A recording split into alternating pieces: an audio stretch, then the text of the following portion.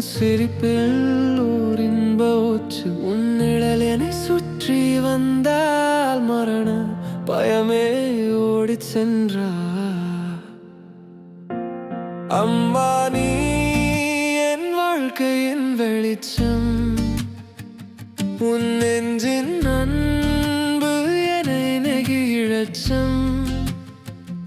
உன் கை பிடித்தேன் என்றால் போதும், எல்லா கவலைகளும் அகலச்சம்.